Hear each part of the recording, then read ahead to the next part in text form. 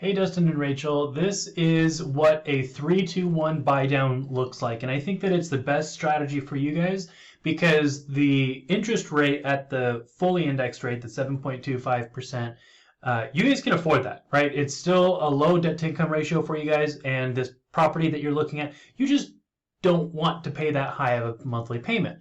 And we are expecting rates to go down within the next year, is at least within the next 2 years, but if we could maybe help ease some of that high monthly payment pain, then I think that that would be a good strategy. So what you could do is you can pay discount points to buy down a lower interest rate, and that does that for the full 30-year term. Or you could do a 3-2-1 buy down, which is a temporary buy down. And how this works is it requires compensation from the seller. They need to provide seller credit. But basically, they subsidize out of the lump sum that they give you, $15,000, $16,000. Out of that, they pay your monthly payment to a certain point as if you were getting an interest rate of not 7.25, but more like 4.25. And it works like that for the first year, and then it goes up to 5.25, and then 6.25, and then in that fourth year, it's your fully indexed 7.25% interest rate. So here's what that looks like at $430,000.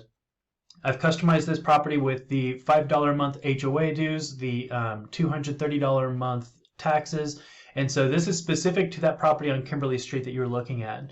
But here's what the interest rate looks like. In year 1, it would be 4.25, year 2, 5.25, year 3, 6.25, and then year 4 back to the full 7.25.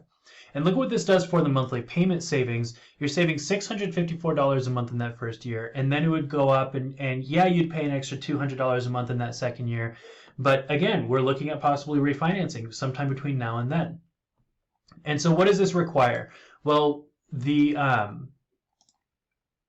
contributions from the seller are going to be paying for that monthly payment to drop drastically in that first year, second year, and third year.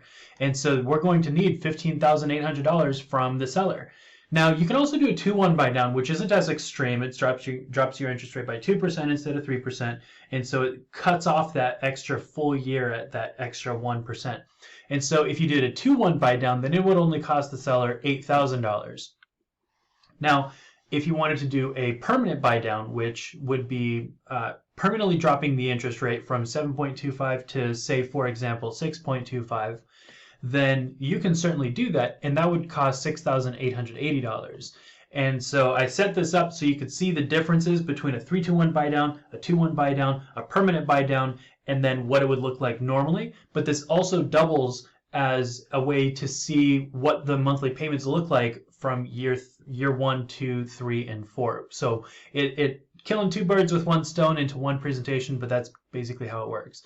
And so notice here in the monthly payments, we've got the insurance estimated at $80 a month, taxes estimated at $229, HOAs estimated at $5. The only thing that's going to change is the principal and interest charge on these, right?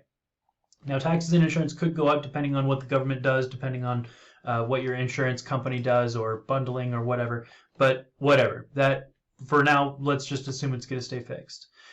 $654 a month for your first year, $447 a month for your second year, $228 a month for your third year. Now, what happens with all of this extra money if you refinance before year 4? And this is what's so great about this program. It's not a program, it's more of a feature. It's still your typical conventional loan. It's just a way of modifying your conventional loan. But what happens to that extra money that the seller provides to the escrow account out of that, was it $15,800? What happens? Well, it gets applied as a principal reduction, which in fancy words is basically that it goes towards paying down the loan amount. So when you refinance, you can take the equity in your home to pay the closing costs, so you don't need any money out of pocket. So what it would look like is when you refinance, yes, closing costs would be charged, but it would also come out of the equity that you own in your home over the course of the next year, so that you build equity as your home value increases. But the extra, I don't know, what, $8,000 that's left in that account also gets applied.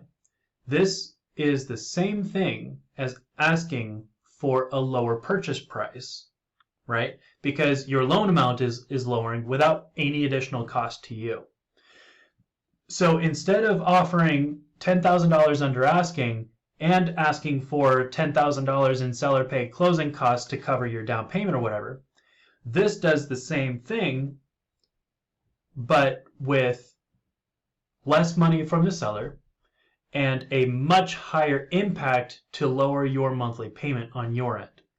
So I feel like this should explain it, but if you have any other questions, this is kind of a complex subject, right? I totally get how this can just whoosh, right? So feel free to hit me up if you have any questions, but otherwise, I think that this is a really great strategy for you guys. I wanted to prioritize getting this to you on a Sunday afternoon because I've had several clients miss out on offers that had been sitting on the market for weeks and weeks, all of a sudden getting offers like that day. So I don't want to be the reason why you can't submit an offer today. If you want to wait until Tuesday, that's totally up to you. I'm not going to stop you, but at least you've got the information from me so you can make a decision today if you so choose. So look forward to talking to you guys soon. Bye-bye.